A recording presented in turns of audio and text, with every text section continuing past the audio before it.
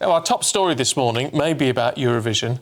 But as we've got Kevin Hollinrake, the chairman of the Conservative Party, lined up in Westminster, I don't know that we'll ask him about Eurovision, really, although I'm sure he's a dedicated fan. But instead, we'll ask him about what is going on in the world of politics. Morning to you, Kevin. Can I ask you about the BBC? Because Zia Yusuf, Reform UK's Zia Yusuf, has launched a scathing attack on the BBC. This is about an episode of Question Time. It was an immigration special. It was in Dover. And multiple asylum seekers, those who had crossed over in small boats illegally, were asked to sit in the audience and were able to ask questions to the panel. Was that an appropriate move by the BBC? What do the Conservatives make of this? I think that sounds very strange. I didn't see the programme or the context it was in, but our responsibility is to the citizens of this country. And as politicians, we appear on programmes like Question Time and others. So it's not, to me, it sounds inappropriate and wrong. The people in that audience and the people sat at home are the people we should be talking to, are the people who vote for us and expect us to implement our policy agendas. Those are the kind of people that really we should be focused upon. So what does it say about the BBC? I mean, because it's made this decision whilst already under fire. Yeah, I mean, again, I haven't seen the full context of it, so I'd rather not comment in detail, Steve, but it seems extraordinary that you'd put those people, nothing against those people individually, but those people, the people we are accountable to, are the voting public of this country. Question Time and other programmes like it are about us being accountable to the public. There's the people that should be the audience that we're speaking to.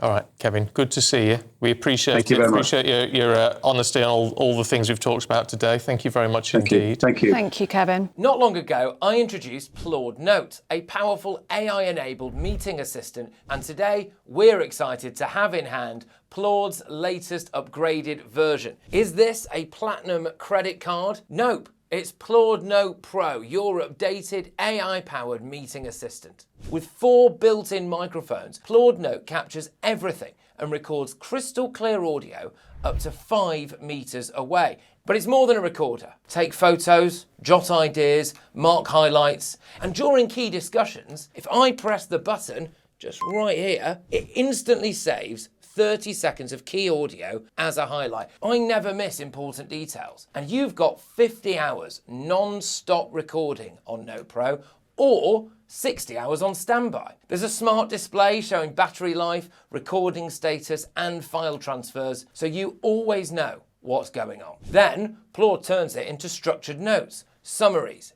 insights, to-dos, even analysis of power dynamics in the room. And with Ask Claude, your contextual AI assistant, you can draft emails, extract data, brainstorm, or find anything across past meetings. And you're safe knowing that your data is yours and completely private. Click the link in the video description to pre-order your Claude Note Pro. And if you'd like to experience Claude Intelligence even earlier, I've got a special offer for you. Use the code GB20 when ordering Claude Note and get 20% off. Should we get the latest from our political editor, Chris Hope, on this very issue? An apology before breakfast. Well done, you two. Yeah. There's a an apology there about those eyes he did about the issue of the reform badge. You didn't mean to offend anybody. Say if you back reform, you're akin to supporting the Nazis or something. That's not what he meant. It was meant to be a joke, and that's the first time I've heard that from the chairman. Yeah, and apologies if anyone was offended by that. Well, at least it's something. I mean, sometimes politicians just need to apologise. It's no problem. It's just Twitter. Yeah. It's Twitter. Yeah. It's ephemeral. Yeah. If you oversay something on Twitter, just say, it's a joke. Yeah. But jokes, they don't get jokes on Twitter, do they? No. Well, it's like text messages. It's how you read it. It's how you read it. You know, it's not often... So good for him. Yeah. Look, can we... In terms of Question Time last night, I mean, look, agreement from Kevin Hollinrake there. It was a very strange thing to do from the BBC, wasn't it?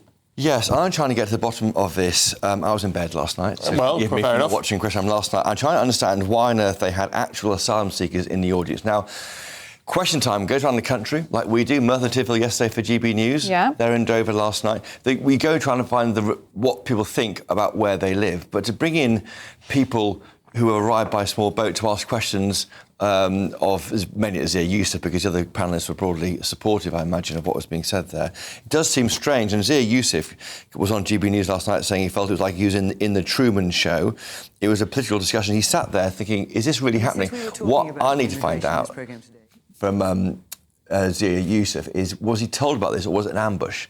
So if you're warned about it, it's a different programme to the normal Question Time programme. But he clearly felt shocked and surprised. Yeah.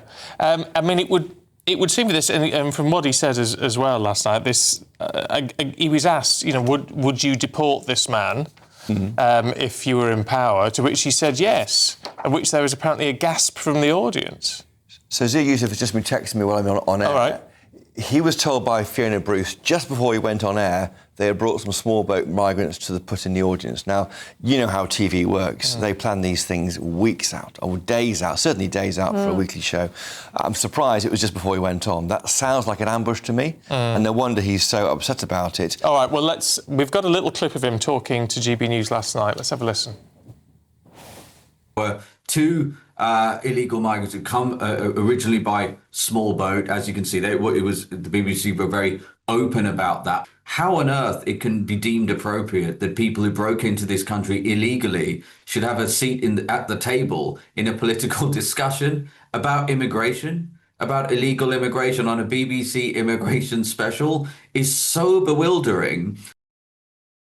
So that's Zia Yusuf speaking to GB News. On the issue of Question Time, a BBC spokesperson has told us this. As immigration continues to be a primary concern for people in the UK, Question Time held a special episode in Dover with panellists from across the political spectrum and a local audience with a range of views and experiences. Over 20 audience members asked questions and contributed to the debate, including 2 people with direct experience of the asylum system in the UK who have been granted refugee status. What do you make of that? Well, I wonder why he was told just before he went on air. If that was the programme, I think you tell the person who they're targeting. They're targeting a Reform UK politician with the real lived experience of an asylum seeker. Clearly, Zia Yusuf was upset and shocked. He sat in his car on the way home. He says, am I on a fictional TV film called The Truman Show? There was a lot of pressure on Reform UK at the moment. We saw the row yesterday between the BBC reporter and Nigel Farage on the front page of the Daily Mail there, the row about it ain't half hot, mum, double standards. I think Nigel Farage is finally finding his voice about these claims of being bullied, of bullying others, Jewish boys at school 20 years ago. It was a different world then. It ain't half hot, mum was on TV, black and white minstrels, Bernard Manning, a different context. And I think he's reshaping his defence rather than attacking the people saying no, they were bullied. I should say in my podcast, I interviewed Chris Green, a new defector from the Tory party to Reform UK. He had this to say about Nigel Farage becoming Prime Minister. And what odds would you give Nigel Farage on becoming the next Prime Minister? I'll probably give evens at the moment, but it's a lot to fight for. There's a lot of work to do. 50. That's online now. So 50-50 chance. And he is someone who wasn't approached by Farage. He went to the Tory party conference and they thought, I'm off to Reform UK. He wasn't offered jobs. He's simply gone to Reform UK, former Tory MP for West Bolton, 2015 to 2024.